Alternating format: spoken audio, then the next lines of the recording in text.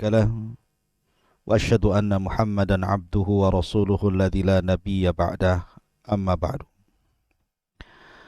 Ma'asyiral muslimin, para pemirsa kiswah dimanapun Anda berada, alhamdulillah segala puja dan puji hanya milik Allah Jalla fi'ula, yang atas limpahan karunia dan nikmatnya kita masih diberikan nikmat Islam, nikmat iman, nikmat sehat, dan tentunya juga nikmat di pagi hari ini kita bisa berthalabul ilmi walaupun lewat media kiswah. Salawat dan salam marilah kita aturkan kepada qudwah kita, rasul kita, nabi kita, tuntunan kita semuanya, Muhammad sallallahu alaihi wasallam. Allahumma salli ala sayyidina Muhammad wa ala alihi wa sahbihi wa man sara ala nahji ila yaumiddin. Melanjutkan pembahasan kita, masih membahas tentang qasasul anbiya, kisah-kisah para nabi, yakni kisah Nabi Allah Yusuf alaihi salatu wassalam yang merupakan ahsanul qasas, kisah terbaik di dalam Al-Quranul Karim. Ma'asyiral muslimin yang dimuliakan Allah subhanahu wa ta'ala, kita sudah sampai kepada kisah Nabi Yusuf alaihi salatu wassalam, di mana Allah subhanahu wa ta'ala berfirman dalam surah ke-19 dan seterusnya, وَجَاءَتْ سَيَّارَةٌ فَأَرْسَلُوا وَارِدَهُمْ فَأَدْلَى دَلْوَهُ قَالَ يَا بُشْرَى هَذَا غُلَامٌ وَأَسَرُّوهُ بِضَاعَةً وَاللَّهُ عَلِيمٌ بِمَا يَعْمَلُونَ. Dan datanglah sekelompok musafir, para pedagang. Mereka menyuruh seseorang untuk mengambil air. Lalu dia menurunkan timbanya. Tiba-tiba dia berkata, oh senangnya, ini adalah seorang anak muda. Kemudian mereka pun menyembunyikannya sebagai barang dagangan, dan Allah Maha mengetahui apa yang mereka lakukan. Jadi ketika Nabi Yusuf alaihi salatu wassalam dizalimi karena hasad saudara-saudaranya, dan inilah bahaya hasad. Bahaya hasad itu bisa mencelakakan manusia, bahkan bisa menghilangkan nyawa manusia. 10 saudara Nabi Yusuf alaihi salatu wassalam, mereka hasad kepada Nabi Yusuf alaihi salatu wassalam karena kedudukan Nabi Yusuf di hadapan ayahnya, Nabi Allah Yaqub alaihi salatu wassalam. Karena terlalu dekatnya Nabi Yaqub kepada Yusuf, terlalu sayangnya Nabi Yaqub kepada Yusuf, sehingga menjadi hasad saudara-saudaranya, akhirnya berakhir dengan mencelakakan Nabi Yusuf alaihi salatu wassalam dan dimasukkan ke dalam sumur. Lah sumur ini sumur yang cukup dalam. Bisa saja Nabi Yusuf alaihi salatu wassalam mati dalam sumur itu. Akan tetapi Allah subhanahu wa ta'ala menolong Nabi Yusuf alaihi salatu wassalam. Bayangkan saja 3 hari dalam sumur. Siapa yang tahan? Tetapi karena pertolongan Allah subhanahu wa ta'ala, Nabi Yusuf tetap hidup. Kemudian diutus malaikat Jibril, kemudian menghibur Nabi Yusuf alaihi salatu wassalam dalam sumur itu. Kemudian Jibril pun menghabarkan segala sesuatu yang akan terjadi setelah Yusuf dalam sumur ini, bahwa dia nanti akan diambil para musafir, kemudian akan dijual, kemudian yang membelinya adalah seorang yang sangat kaya, pejabat nomor 2 Mesir, kemudian dia pun akan mengalami fitnah dari istrinya kelak setelah besar, dan begitu seterusnya dihabarkan. Dan itu yang membuat tenangnya Nabi Yusuf alaihi salatu wassalam dalam sumur itu. Maka ketika kemudian datang kafilah dagang yang mencari minum, akhirnya kemudian mereka melihat sumur, maka mereka senang. Akhirnya kemudian mereka menurunkan timba. Tiba-tiba timba itu berat. Rupanya Nabi Yusuf alaihi salatu wassalam memegang talinya, kemudian ditarik ke permukaan, dan mereka pun mengatakan, ya bushra hadha gulam, ya bushra hadha gulam. Oh senangnya, ada seorang anak muda yang sangat tampan di sini. Kemudian mereka pun menyembunyikan Nabi Yusuf di dalam dagangan-dagangan mereka, yang kemudian akhirnya mereka pun membawa Nabi Yusuf alaihi salatu wassalam ke Mesir dan diperjualbelikan. Dan Allah Subhanahu wa taala menggambarkan dalam ayat selanjutnya, wasyarauhu bithamanin bakhsin darahima ma'duda wa kanu fihi minaz zahidin. Dan mereka menjual Nabi Yusuf dengan harga yang rendah, yaitu beberapa dirham saja, sebab mereka tidak tertarik kepadanya. Dan Nabi Yusuf alaihi salatu wassalam dijual oleh para pedagang ini dengan harga yang sangat murah. Mungkin 2 dirham, mungkin 3 dirham, 4 dirham. Atau sekalipun seandainya Nabi Yusuf itu diambil begitu saja tanpa harus ada penukaran dengan dirham atau dengan dinar, maka mereka akan melepaskannya. Artinya Nabi Yusuf tidak punya harga, karena mereka tidak tertarik dengan Nabi Yusuf alaihi salatu wassalam. Lah dari sinilah Allah Subhanahu wa taala hendak merubah nasib seseorang. Wa asa an takrahu syai'an wa huwa khairul lakum. Terkadang sesuatu yang kita anggap benci, rupanya itu sebuah kebaikan di hadapan Allah Subhanahu wa taala. Nabi Yusuf alaihi salatu wassalam diuji dalam sumur, dihasadi oleh saudara-saudaranya. Tapi di balik itu ada hikmah yang besar yang akan diterima Nabi Yusuf alaihi salatu wassalam. Maka datanglah seorang pembesar Mesir. Ada yang mengatakan Al-Aziz adalah orang nomor 2-nya daripada Malikul Misra, Raja Mesir, Fir'aunnya Mesir. Jadi dia adalah orang nomor 2 dalam kerajaan. Tentu orang nomor 2 bukan orang biasa. Dia tinggal di istana dengan segala kekayaannya, dengan segala kenikmatannya, dengan istrinya yang sangat cantik parasnya, dengan dayang-dayang dan pembantunya, dan begitu seterusnya. Lah Allah takdirkan pejabat Mesir Al-Aziz ini tidak diberikan keturunan oleh Allah Subhanahu wa taala, tidak punya anak. Akhirnya kemudian istrinya Imra'atu Aziz, ada yang mengatakan namanya Zulaiha, ingin membahagiakan suaminya. Karena tidak punya keturunan, akhirnya mereka pun berniat untuk mengambil anak untuk diadopsi, menjadi anak angkat mereka. Kemudian mereka pun datang ke pasar budak untuk membeli seorang anak untuk diambil sebagai anak angkat mereka.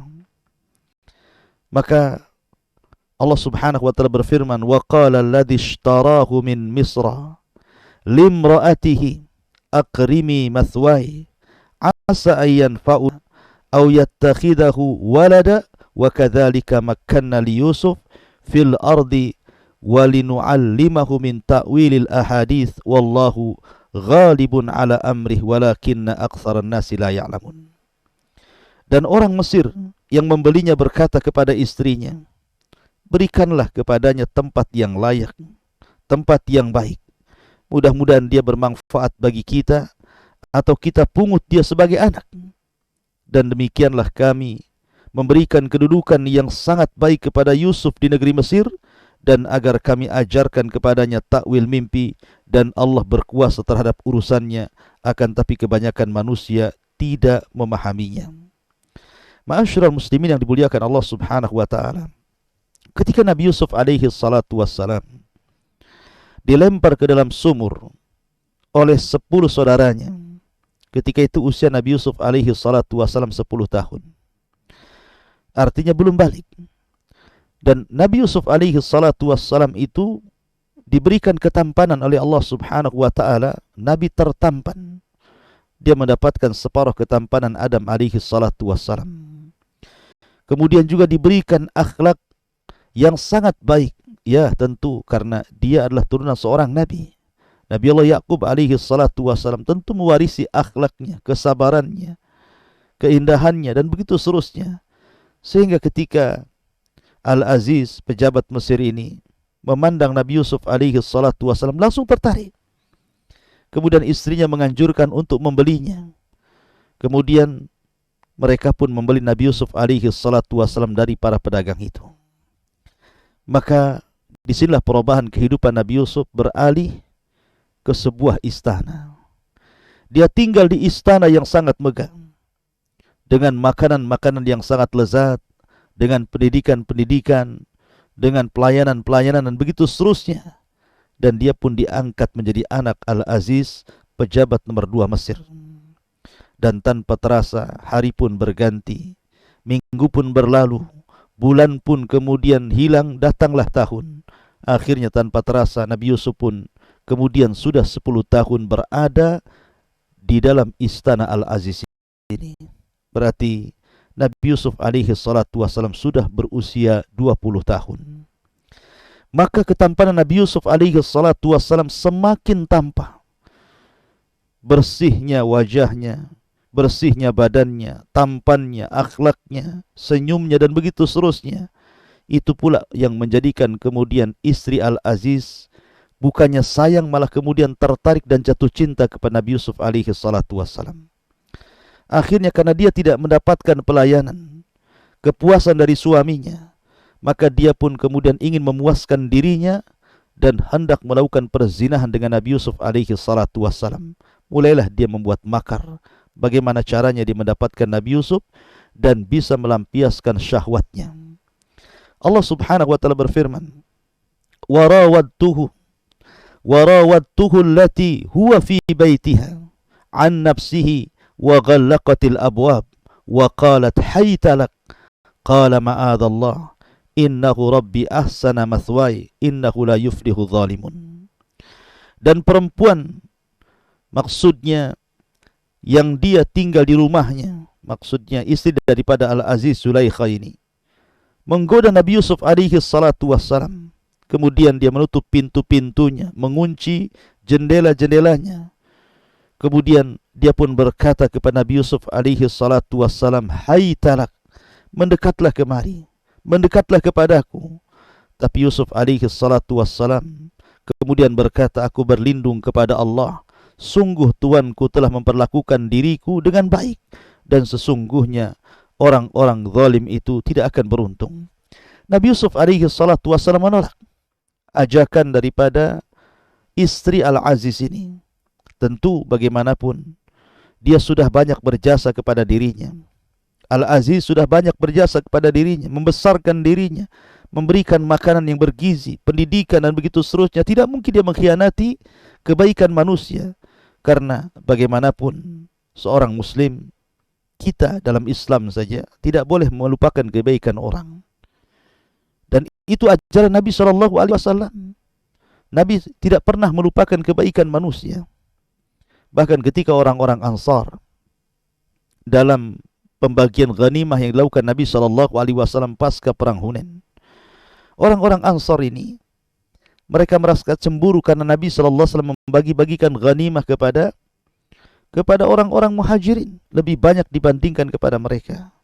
Sehingga akhirnya kemudian mereka pun kecil hati dan menganggap sesuatu yang dilakukan Nabi SAW kurang benar.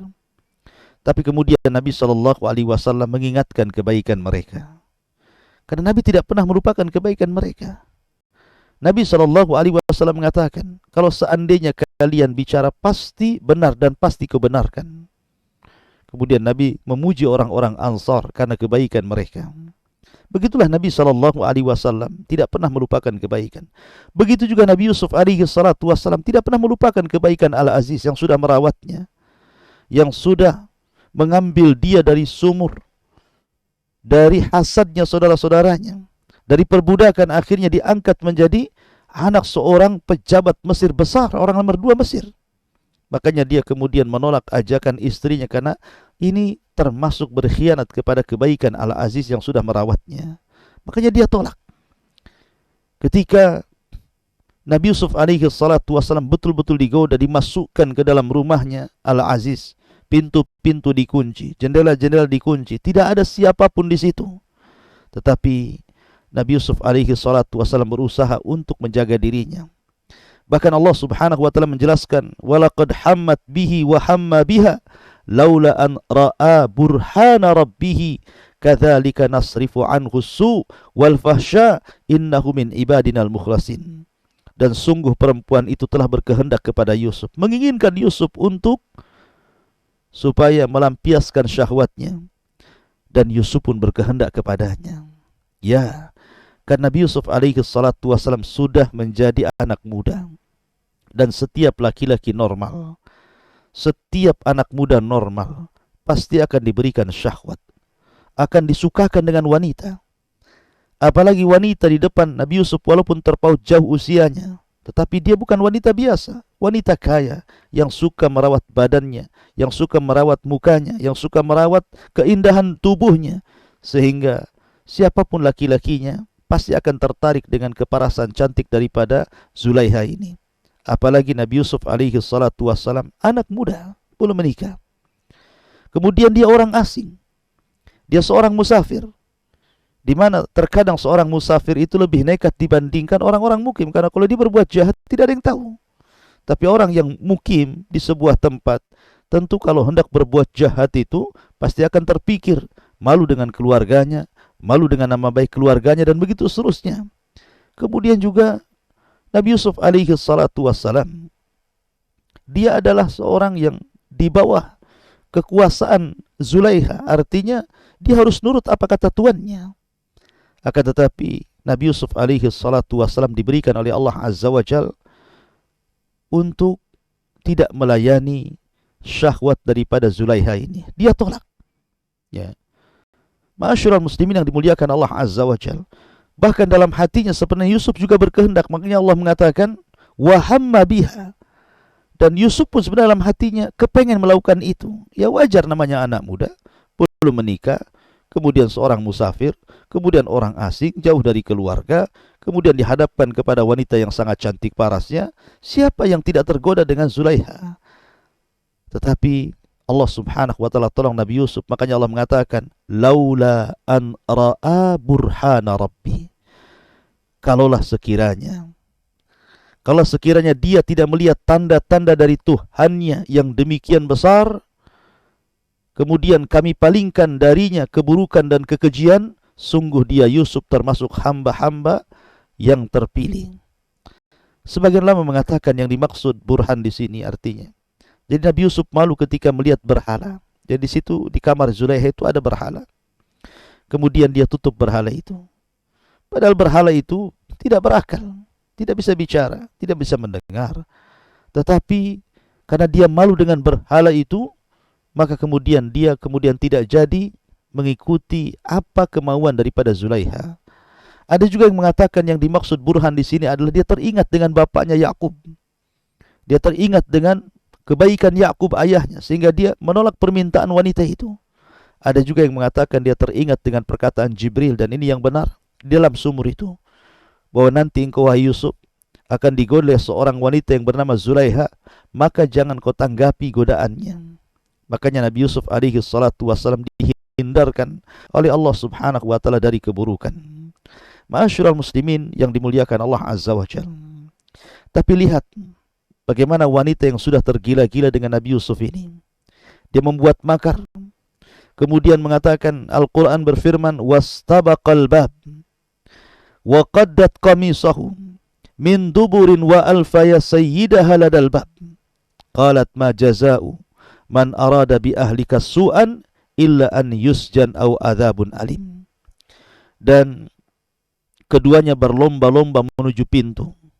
Jadi Zulaiha mengejar Nabi Yusuf yang lari ke pintu, dan pintu itu terkunci. Percuma saja sebenarnya Nabi Yusuf alaihi salatu wassalam ingin lari dari ruangan itu, karena dia tidak bisa lari. Pintu terkunci, jendela terkunci. Yang punya kunci hanyalah suami istri Zulaiha dan Aziz saja. Maka keduanya berlomba menuju pintu, dan perempuan itu menarik baju gamisnya Yusuf dari belakang hingga koyak. Jadi robek pakaian belakangnya karena ditarik oleh Zulaiha. Dan keduanya mendapati suami perempuan itu ternyata sudah berada di depan pintu. Maksudnya ketika Nabi Yusuf alaihi salatu wassalam ditarik pakaiannya oleh Zulaiha, kemudian pakaian itu robek dari belakang, tiba-tiba suaminya datang, kemudian membukakan pintu. Kemudian suaminya kaget tidak terkira karena di dalam kamar itu hanya ada Zulaiha dan Nabi Allah Yusuf alaihi salatu wassalam sedang berdua-duaan, dan kondisi pakaian Nabi Yusuf telah robek dari belakang. Kemudian karena ketahuan Maka Zulaiha pun kemudian membela diri dan mengatakan dia yang memulai. Nabi Yusuflah yang telah memulai. Dia menginginkan diriku. Lalu apakah balasan terhadap orang-orang yang bermaksud buruk terhadap istrimu, wahai suamiku, selain dipenjarakan atau dihukum dengan siksaan yang pedih? Maka Nabi Yusuf alaihi salatu wassalam tentu difitnah seperti itu, dia pun melakukan pembelaan. Tidak mungkin diam saja. Makanya dia mengatakan, qala hiya rawadatni an nafsi. Dia yang menggodaku duluan, bukan aku yang merayunya duluan. Ya, jadi Yusuf alaihi salatu wassalam membela diri. Ya, bahwa aku tidak pernah melakukannya. Aku tidak pernah memulai dahulu. Dia yang menginginkan diriku. Dan Al-Aziz ini orang yang berakal. Ya, dia tahu bahwa yang salah istrinya. Apalagi ketika itu ada pembantunya, ada budaknya, ada khadimnya yang sedang membawa anak bayi. Tiba-tiba anak bayi itu bisa bicara. Allah subhanahu wa ta'ala buat dia bisa bicara. Itulah yang Allah firmankan, wa syahida syahidum min ahliha, wa syahida syahidum min ahliha, dan bersaksilah. Orang yang bersaksi itu memberikan kesaksian, kemudian bicara bahwa yang benar adalah Yusuf dan yang salah adalah Zulaiha. Dan syahida syahid maksudnya orang yang bersaksi ini adalah bayi kecil yang belum bisa bicara, tapi Allah buat dia bicara. Kemudian dia pun mengatakan, in kana qamisuhu qudda min qubulin fasadaqat wa huwa minal kadhibin, wa in kana qamisuhu qudda min duburin fakadzabat wa huwa minas sadiqin. Kata bayi ini, dia mengatakan, kalau seandainya baju gamis itu koyak dari depan, berarti wanita itu yang benar dan Yusuf termasuk orang yang dusta. Tapi kalau seandainya yang koyak itu bagian belakang, maka perempuan itu telah berdusta dan Yusuflah termasuk orang-orang yang benar. Ternyata setelah dilihat, koyaknya pakaian Nabi Yusuf bukan di depan, tapi di belakang. Menunjukkan bahwa Yusuf tidak salah. Karena dia tidak melakukan hal apapun. Zulaiha yang memulai, yang kemudian menarik baju Nabi Yusuf dari belakang, kemudian koyak. Subhanallah. Ini suami sudah tahu bahwa istrinya yang salah, tapi masih dibela. Ya. Sehingga dia mengatakan kepada Yusuf, Yusuf, a'rid an hadha, wastaghfir li dzambik, innaka kunti minal khati'in. Wahai Yusuf, dah lupakanlah kejadian ini. Tidak usah lagi diingat-ingat. Sudah lupakan yang lalu, sudahlah berlalu. Dan engkau, wahai istriku, meminta ampunlah kepada Allah subhanahu wa ta'ala atas dosamu. Karena engkau termasuk orang yang bersalah di sini. Lihat bagaimana seorang suami harusnya Al-Aziz. Harusnya Al-Aziz ini bijaksana. Dia harus menasihati istrinya. Dan saya kira kalau di zaman sekarang ada suami, kemudian melihat istrinya berselingkuh dengan laki-laki lain, apa yang terjadi? Pasti punya kecemburuan. Makanya dalam Islam itu, orang-orang yang dianggap dayus itu dilaknat dalam Islam. Kata Nabi SAW, salah satu orang yang dilaknat itu adalah dayus. Siapa dayus itu? Kepala rumah tangga yang tidak punya kecemburuan ketika keluarganya bermaksiat, ketika istrinya bermaksiat, ketika anaknya bermaksiat. Dia tidak punya cemburu untuk mencegahnya. Lah sama Al-Aziz ini lemah di hadapan istrinya. Harusnya seorang suami harus tegas. Harusnya seorang suami harus punya wibawa, sehingga dia bisa menasihati istrinya dan bertobat kepada Allah subhanahu wa ta'ala. Karena kejadian ini diketahui oleh para pembantu dan orang-orang istana sekitar Aziz, maka menyebarlah gosip yang tidak sedap kepada Zulaiha ini. Rupanya istri-istri pejabat yang lainnya, mereka mendengar bahwa Zulaiha telah menginginkan budaknya, padahal dia seorang yang merdeka, dia pejabat, istri pejabat, orang kaya. Kenapa dia menginginkan budaknya Yusuf? Akhirnya kemudian gosip pun menyebar, digoreng ke sana kemari.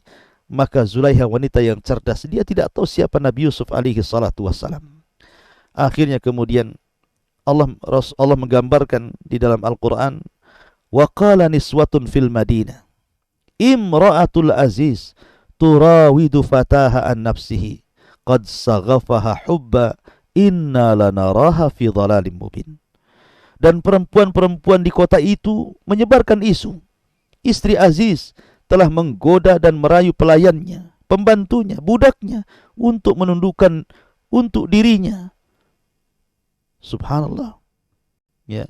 Kemudian mereka pun mengatakan, sungguh wanita itu telah dimabuk cinta dengan pembantunya, maka kami pasti memandang dia dalam kesesatan yang nyata.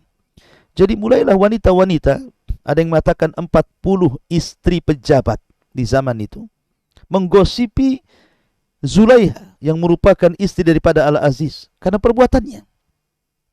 Tetapi istrinya Aziz ini wanita berakal. Sekali saya katakan dia orang cerdas. Mereka wanita-wanita tidak tahu bagaimana tampannya Nabi Yusuf alaihi salatu wassalam. Akhirnya kemudian dia pun membuat makar. Dia pun membuat jamuan makanan dengan menyediakan buah-buahan, makanan-makanan yang sangat sedap, kemudian dihidangkan. Diundanglah wanita-wanita itu, sebanyak 40 wanita-wanita pejabat Mesir, diundang yang sudah menggosipi dirinya. Maka datanglah wanita-wanita ini, kemudian duduk berbaris. Di depannya ada buah-buahan dan makanan, kemudian disuruh untuk memegang pisau masing-masing. Maka ketika itu mereka tidak tahu apa yang akan dilakukan Zulaiha. Ketika mereka sudah memegang pisau masing-masing, di hadapannya ada buah-buahan dan juga makanan yang lainnya, tiba-tiba kemudian Zulaiha memerintahkan Yusuf alaihi salatu wassalam untuk keluar kepada mereka para wanita itu. Maka keluarlah Yusuf alaihi salatu wassalam. Keluar kepada wanita-wanita, 40 wanita-wanita pejabat ini. Subhanallah. Apa yang dikatakan Al-Quran? Ketika Zulaiha mengatakan wa qalat ikhruj alaihin, wahai Yusuf, keluarlah, tunjukkan jati dirimu kepada mereka. Apa yang terjadi? Falamma ra'ainahu akbarna wa qatta'na aydiyahunna wa qulna hasya lillah ma hadza basharan in hadza illa malakun karim. Apa yang terjadi? Ketika Zulaiha meminta Nabi Yusuf untuk keluar, menampakkan dirinya di hadapan wanita-wanita itu, maka perempuan-perempuan, istri-istri pejabat yang sedang duduk di depannya hidangan, di tangannya pisau, ketika melihat Nabi Yusuf alaihi salatu wassalam, mereka terpesona dengan keelokan rupa Nabi Yusuf, dengan ketampanan Nabi Yusuf, dan tanpa sadar mereka pun melukai tangan-tangan mereka dengan pisau-pisau itu, seraya mereka berkata, Maha sempurna Allah, ini bukan manusia, ini adalah malaikat yang sangat mulia. Kenapa mereka mengatakan seperti itu? Malaikat itu tidak punya syahwat. Artinya Nabi Yusuf alaihi salatu wassalam ketika keluar menuju wanita-wanita itu, dia tidak pernah memandang wanita-wanita itu. Dia tundukkan pandangannya. Padahal wanita di hadapan Nabi Yusuf itu bukan wanita biasa. Mereka wanita-wanita pejabat. Mereka wanita-wanita yang parasnya cantik rupawan, wanita-wanita tercantik di Mesir. Tetapi Nabi Yusuf alaihi salatu wassalam tidak tergoda dengan mereka, tetap menundukkan pandangan. Tapi wanita-wanita itu kemudian terpesona dengan Nabi Yusuf, melihat ketampanannya, parasnya yang indah. Mereka pun mengatakan, Ma hadza basyara, ini bukan manusia. In hadza illa malakun karim, ini pasti malaikat karena tampannya luar biasa. Tanpa sadar mereka pun kemudian memotong-motong jari-jari mereka, melukai jari-jari mereka dengan pisau-pisau yang di tangannya, dan tanpa terasa. Subhanallah. Kenapa? Bukankah kalau orang teriris itu kesakitan? Ini tidak. Wanita itu tidak berteriak kesakitan karena terlukai dengan pisau yang di tangannya. Ya, kata ulama mengatakan, karena apabila seseorang melihat sesuatu yang dicintainya, maka itu bisa menghilangkan rasa sakit yang ada pada dirinya.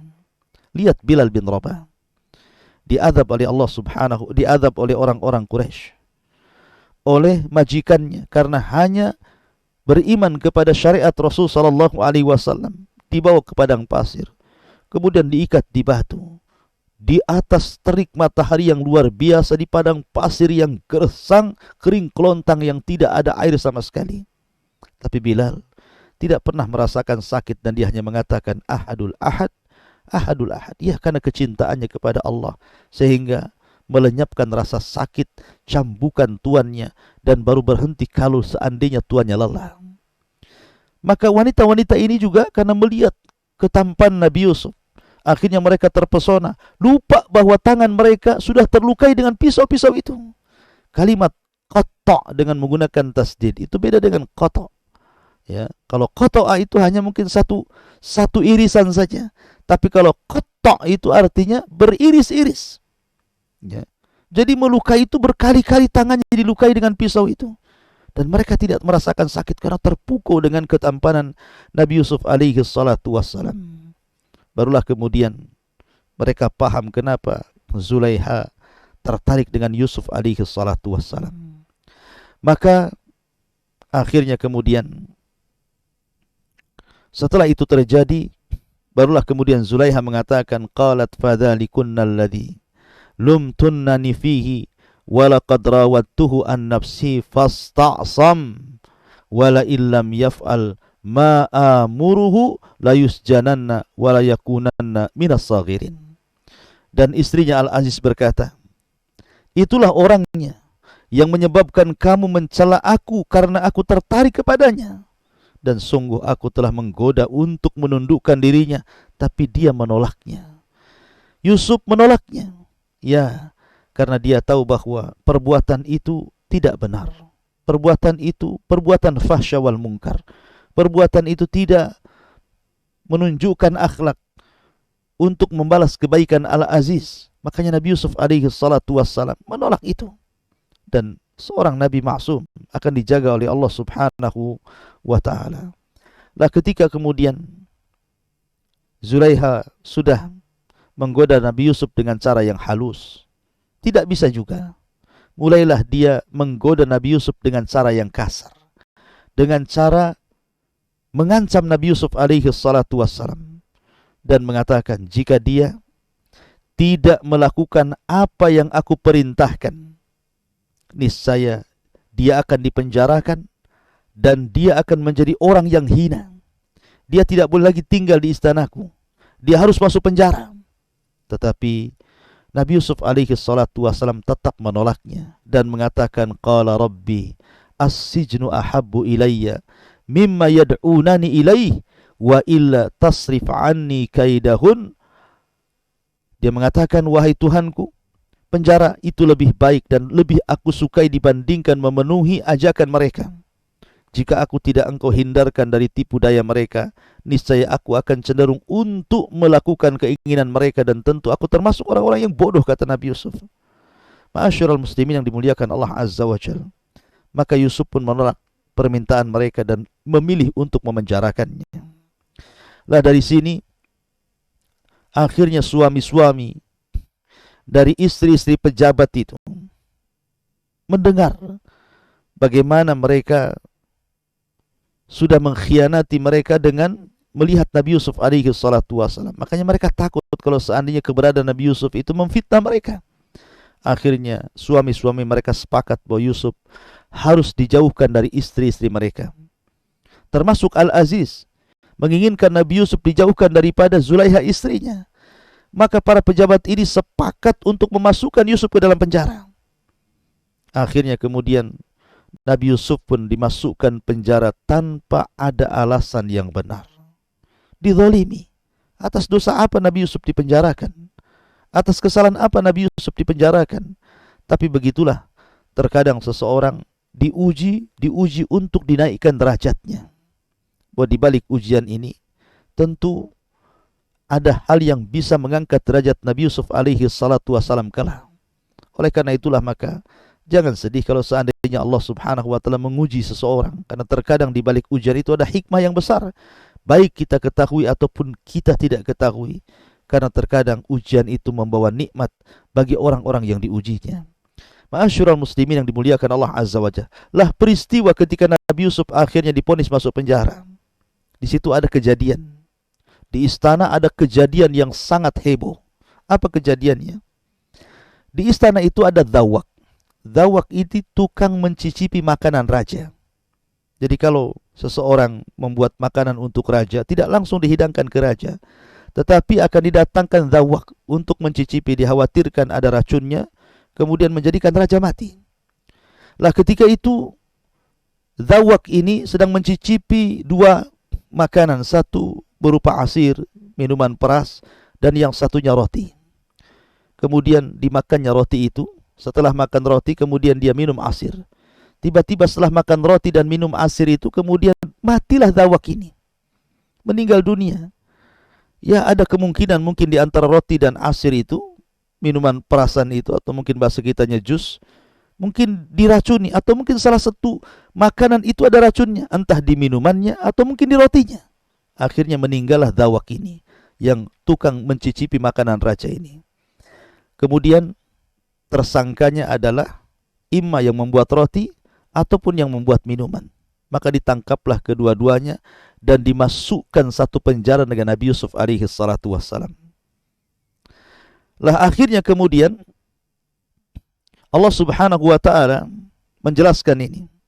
Wa dakhala ma'ahu sijn fatayan qala ahaduhuma inni arani a'siru khamran wa qala al-akhar inni arani ahmilu fawqa ra'si khubzan ta'kulu at-tayra minhu nabbi'na bi ta'wilihi inna lanaraka minal muhsinin.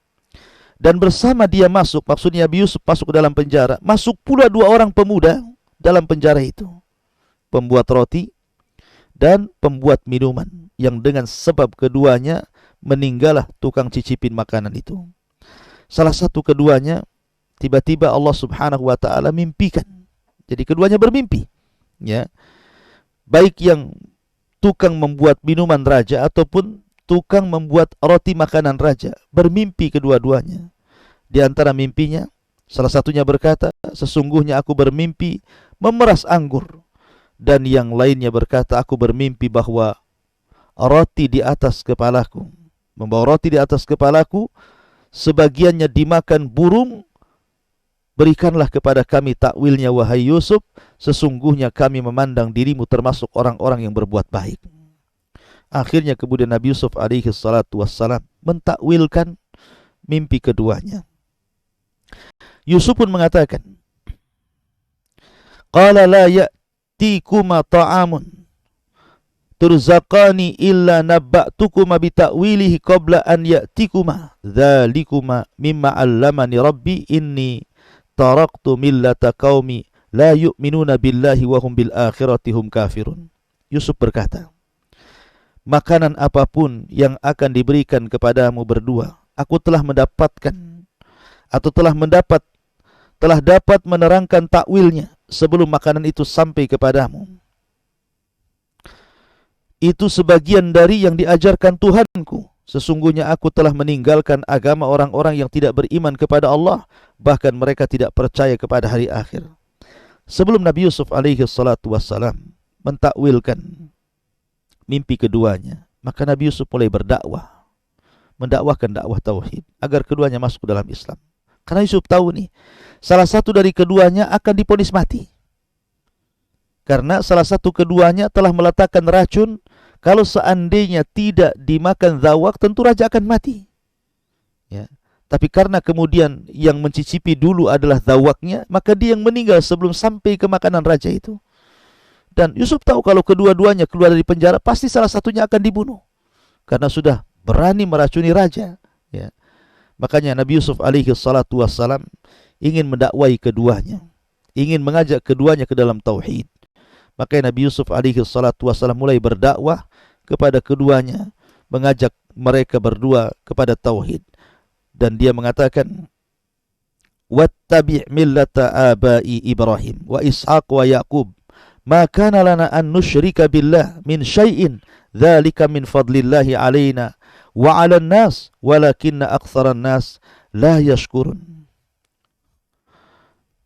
Wattaba'tu millata abai Ibrahim, dan aku mengikuti agama nenek moyangku Ibrahim. Wattaba'tu millata abai Ibrahim. Kemudian juga Ishak, kemudian Yakub. tidak pantas bagi kami para nabi mempersekutukan sesuatu apapun dengan Allah. Itu adalah dari karunia Allah kepada kami dan kepada manusia semuanya, tetapi kebanyakan manusia tidak bersyukur kepada Allah Subhanahu wa taala. Intinya bahwa Nabi Yusuf terus mendakwai orang ini, tapi tidak dijelaskan dalam Al-Qur'an apakah keduanya kemudian masuk Islam, ikut ajaran Nabi Yusuf alaihi salatu wassalam. Yang jelas bahwa Nabi Yusuf alaihi salatu wasallam berusaha untuk berdakwah kepada keduanya sebelum mentakwilkan mimpinya. Karena Yusuf tahu bahwa salah satu dari keduanya pasti akan dibunuh. Ya. Mulai setelah itu Nabi Yusuf alaihi salatu wasallam mentakwilkan mimpi keduanya. Apa takwilnya? Ya sahibai sijni, amma ahadukuma fayasqi rabbahu khamra wa ammal akhar fayuslabu fataqulu tayru min ra'sih qudiyal amru alladhi fihi tastaftiyan. Wahai kedua penghuni penjara, salah seorang di antara kamu akan bertugas menyediakan minuman khamr bagi tuannya. Artinya akan bekerja lagi. Akan bekerja lagi untuk membuat asir, minuman khusus raja. Tetapi yang satunya lagi, kata Nabi Yusuf alaihi salatu wassalam, akan disalib, akan dibunuh, kemudian akan disalib. Lalu burung-burung akan memakan sebagian kepalanya. Nabi Yusuf alaihi salatu wassalam mengatakan, yang satunya selamat, yang satunya akan dibunuh, disalib, kemudian akan dimakan separuh kepalanya oleh burung.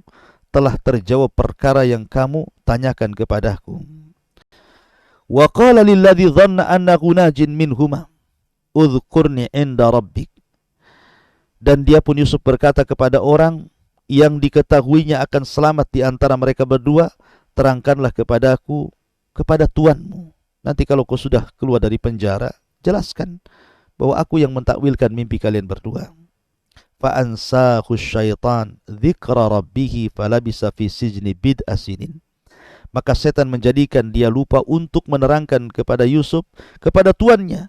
Karena itu dia, Yusuf, tetap dalam penjara beberapa tahun lamanya. Artinya bahwa Nabi Yusuf alaihi salatu wassalam setelah memberikan takwil mimpi itu, berharap dengan kemudian bagi orang yang selamat ini menceritakan perkara itu kepada tuannya, kepada rajanya. Mudah-mudahan dia bisa keluar dari penjara.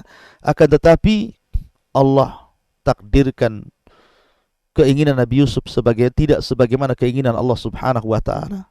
Allah ingin menyelamatkan Nabi Yusuf dengan dirinya sendiri. Allah yang akan menyelamatkan nanti. Ya. Dengan cara apa? Dengan cara takwil mimpi. Jadi ketika betul-betul dua orang di penjara ini keluar, maka apa yang ditakwilkan oleh Nabi Yusuf alaihi salatu wasallam menjadi kenyataan. Rupanya yang menaruh racun kepada makanan itu adalah pembuat roti itu. Jadi dia membuat roti, hendak membunuh raja dengan cara meletakkan racun. Tetapi kemudian roti itu kemudian dicicipi oleh Dhawaq, maka Dhawaqlah kemudian yang meninggal dunia. Akhirnya setelah keluar penjara dia pun dieksekusi mati, kemudian disalib, dan sebagian kepalanya dimakan burung, persis seperti takwilnya Nabi Yusuf alaihi salatu wassalam. Adapun yang suka membuat air, suka membuat asir, selamat, sehingga tidak dibunuh karena tidak berbuat jahat, tidak meletakkan racun untuk raja. Akhirnya kemudian dia pun lupa nasihat Nabi Yusuf alaihi salatu wassalam. Akhirnya Yusuf pun terpaksa harus mendekam di penjara lebih lama lagi.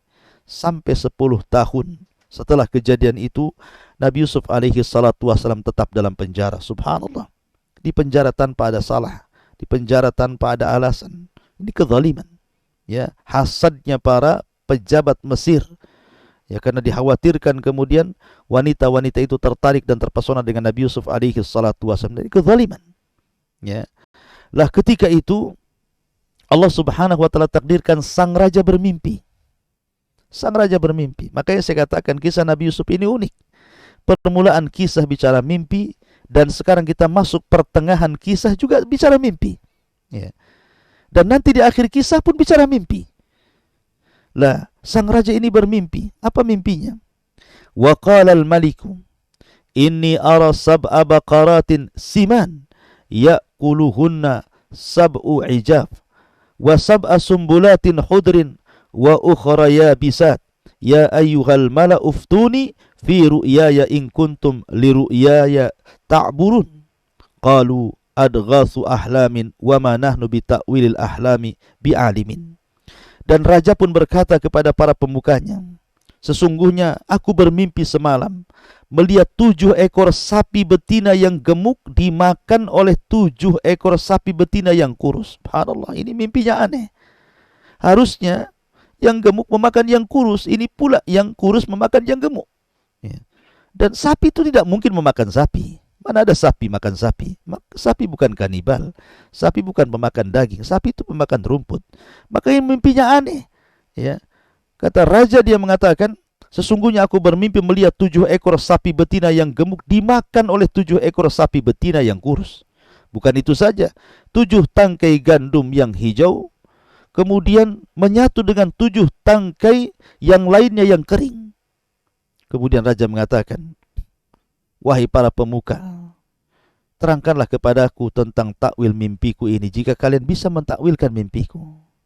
Tetapi para pejabat itu mengatakan, mimpi-mimpi itu hanyalah cerita kosong dan kami tidak mampu mentakwilkan mimpimu. Itu hanya sekedar nyanyian-nyanyian tidur saja. Itu hanya bunga-bunga tidur saja. Tidak usah didengar wahai raja. Tapi raja ini bermimpi bukan sekali, berkali-kali dengan mimpi yang sama. Makanya dia terus meminta agar pemukanya itu mencari orang untuk bisa mentakwilkannya. Lah kebetulan yang keluar dari penjara yang selamat dan tidak dibunuh itu, karena dia memang tidak berbuat jahat, tidak meletakkan racun pada minuman. Dia teringat bahwa di penjara itu ada seseorang yang bisa mentakwilkan mimpi. Akhirnya dia bertemu dengan raja, kemudian bercerita bahwa aku bisa mentakwilkan mimpimu. Tapi aku harus menanyakan kepada orang yang di penjara itu, maksudnya Nabi Yusuf alaihi salatu wassalam. Akhirnya sang raja pun mengizinkan agar dia datang ke penjara. Selepas sampai di penjara, dia mengatakan kepada Nabi Yusuf alaihi salatu wassalam, Yusuf ayyuhas siddiq, aftina fi sab'i baqaratin siman, ya'kuluhunna sab'u injab, wa sab'i sumbulatin hudrin wa ukhra yabisat, la'alli arji ilan nas la'allahum ya'lamun. Yusuf, wahai orang yang sangat dipercaya, terangkanlah kepada kami takwil mimpi tentang 7 ekor sapi betina yang gemuk yang dimakan oleh 7 ekor sapi betina yang kurus, kemudian 7 tangkai gandum yang hijau, kemudian menyatu dengan 7 tangkai yang lainnya yang kering, agar aku bisa kembali kepada orang-orang itu agar mereka mengetahui takwil mimpi sang raja. Maka Yusuf alaihi salatu wassalam mulai mentakwilkan mimpinya dan mengatakan, tazra'una sab'a sinin da'aba fama hasadtum fadaruhu fi sumbulihi illa qalilan mimma ta'kulun. Dan dia pun Yusuf berkata, agar kamu bercocok tanam 7 tahun berturut-turut sebagaimana biasa, kemudian apa yang kamu tuai hendaklah kamu biarkan di tangkainya kecuali sedikit untuk yang kalian makan. Artinya Nabi Yusuf ingin katakan bahwa 7 tahun setelah ini akan terjadi kekeringan, akan terjadi paceklik hebat, akan terjadi kelaparan, akan banyak kemudian sapi-sapi yang tadinya gemuk menjadi kurus. Ya, akan terjadi kelaparan di mana-mana. Makanya 7 tahun dari sekarang harus dipersiapkan. Lah akhirnya kemudian setelah mendapatkan takwil mimpi itu, maka orang yang memeras anggur itu kemudian mendatangi sang raja, kemudian menceritakan takwil mimpi Nabi Yusuf alaihi salatu wassalam. Senanglah raja. Kemudian raja pun memberikan imbalan kepada Nabi Yusuf alaihi salatu wassalam untuk bebas dari penjara. Tapi Nabi Yusuf alaihi salatu wassalam tidak mau bebas begitu saja. Ya, tidak mau bebas begitu saja. Dia ingin kasusnya terungkap, bahwa dia tidak salah. Yang salah itu adalah Zulaiha. Yang salah itu adalah wanita-wanita yang sudah merayunya. Yang salah itu adalah pejabat-pejabat yang sudah masukkan dia ke penjaranya. Ya. Jadi dia tidak mau kemudian keluar begitu saja. Akhirnya kemudian Nabi Yusuf alaihi salatu wassalam meminta kepada sang raja untuk memberikan alasan bahwa dia tidak salah, dia tidak berbuat zalim, sehingga harus masuk penjara tanpa alasan. Ma'asyiral muslimin yang dimuliakan Allah subhanahu wa ta'ala. Kemudian dipanggillah oleh sang raja ini Zulaiha, kemudian 40 wanita-wanita pejabat termasuk juga suami-suaminya. Ya, kemudian ditanya, raja langsung yang mengadili ini dan mengatakan, ma khatbukunna, id rawattunna Yusuf an nafsihi qulna hasya lillah ma alimna alaihi min su qalat imra'atul aziz al-ana khasal haq ana rawattuhu an nafsi wa annahu laminas sadiqin. Raja pun berkata kepada perempuan-perempuan itu, bagaimana keadaanmu ketika kamu menggoda Yusuf untuk menundukkan dirinya kepada kalian? Mereka berkata, Maha sempurna Allah, kami tidak mengetahui sesuatu keburukan darinya. Lalu istri Aziz mengatakan, sekarang jelaslah kebenaran itu, akulah yang menggoda dan merayunya, dan sesungguhnya dia termasuk orang-orang yang benar. Dari sini terungkap kasusnya. Karena bagaimanapun ketika wanita-wanita itu merayu Nabi Yusuf alaihi salatu wassalam, ada bukti di tangan-tangan mereka berupa luka-luka pisau-pisau, goresan-goresan pisau berkali-kali, sehingga luka-luka itu tidak mungkin kemudian hilang begitu saja. Dan itu menjadi bukti bahwa mereka yang salah menggoda Nabi Yusuf, hendak menjerumuskan Yusuf kepada keburukan. Ya, tetapi wanita-wanita itu tidak mengakui, kecuali Zulaiha. Betul-betul dia bersaksi dengan saksi yang jujur dan mengatakan, memang aku yang salah, aku yang menggodanya. Lah kejadian ini ma'asyiral muslimin tentu menghebohkan istana. Ya, akhirnya para suami pun mereka marah kepada istri-istri mereka. Dan Nabi Yusuf alaihi salatu wassalam pun akhirnya terbebas dari penjara dan Allah yang mengeluarkannya. Dengan apa? Dengan ilmu Nabi Yusuf alaihi salatu wassalam berupa mampu mentakwilkan mimpi. Dari sini menunjukkan fadilah ilmu. Kalau seandainya Nabi Yusuf tidak memiliki ilmu, tentu dia akan selamanya hidup dalam penjara. Tapi karena dia memiliki ilmu, dengan ilmu itulah dia bisa keluar dari penjara. Maka penting seseorang itu talabul ilmi, menuntut ilmu. Karena ilmu itu bisa menghindarkan seseorang dari keburukan. Seperti Nabi Yusuf alaihi salatu wassalam, maka kondisi kerajaan pun berbeda. Karena Yusuf alaihi salatu wassalam bukan hanya mampu mentakwilkan mimpi, tapi dia juga mampu dan diberikan kepiawaian untuk mengelola sebuah perekonomian negara. Maka dengan kejadian itu raja pun kemudian merubah posisi-posisi pejabat-pejabat itu. Dan kemudian Nabi Yusuf alaihi salatu wasallam diberikan kedudukan oleh sang raja, sampai sang raja mengatakan, wa qala al-maliku tuni bihi astakhlisuhu li nafsi falamma kallamahu qala innaka al-yawm ladaina makinun amin. Dan sang raja berkata bahwa Yusuf, bawalah Yusuf kepadaku agar aku memilih dia sebagai orang yang dekat kepadaku. Dia sudah jadi orang pilihanku. Ketika sang raja telah berdialog dengan Nabi Yusuf, dia pun berkata, sesungguhnya kamu mulai hari ini menjadi orang yang berkedudukan tinggi di lingkungan kami dan engkau orang yang paling dipercaya. Artinya, ketika kemudian raja berdialog tentang soal takwil mimpi, kemudian Nabi Yusuf alaihi salatu wassalam menjelaskan takwilnya bahwa akan di masa depan akan terjadi begini. Kemudian solusinya begini. Sehingga raja tertarik dengan Nabi Yusuf alaihi salatu wassalam dengan masalah yang diterangkannya. Kemudian juga keluar permasalahan, artinya mengeluarkan dari permasalahan besar. Yusuf tahu. Dari situlah raja kemudian menjadikan Nabi Yusuf alaihi salatu wassalam diberikan kedudukan tinggi di hadapan sang raja. Makanya raja mengatakan, sekarang kau mau apa? Mau kutempatkan di mana? Kau mau jabatan apa? Ya.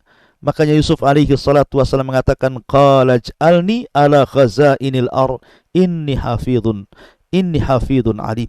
Yusuf pun berkata, jadikanlah aku bendaharawan negara Mesir, karena sesungguhnya aku adalah orang yang pandai menjaga dan mengetahuinya. Karena begini, tentu posisi bendaharawan yang memegang harta kekayaan negara tentu tidak sembarang. Ya, karena bisa saja mungkin seseorang itu salah kelola, diberikan kepada orang yang tidak layak, ataupun harusnya diberikan kepada yang layak kemudian diberikan yang tidak layak, atau mungkin korupsi dan begitu seterusnya. Tapi Nabi Yusuf alaihi salatu wasallam punya kepercayaan dia sanggup untuk memegang jabatan itu. Karena dia hafidun alim, bisa atau pandai menjaga dan dia mengetahui cara bagaimana mengelola harta negara supaya tidak hilang dan berkembang. Akhirnya kemudian sang raja pun mengangkat Nabi Yusuf alaihi salatu wasalam. Dialah menjadi orang yang kedua setelah raja yang sebelumnya Al-Aziz diturunkan jabatannya. Yusuf naik pula jabatannya menjadi bendaharawan negara, mungkin bahasa kita mungkin menteri ekonomi atau apalah, menteri keuangan gitu ya, yang memegang harta kerajaan. Ma'asyiral muslimin yang dimuliakan Allah Subhanahu wa taala. Maka dari sini berubahlah nasib Nabi Yusuf alaihi salatu wassalam. Wa asa an takrahu syai'an wa huwa khairul lakum. Terkadang sesuatu yang Anda anggap benci itu rupanya sebuah kebaikan.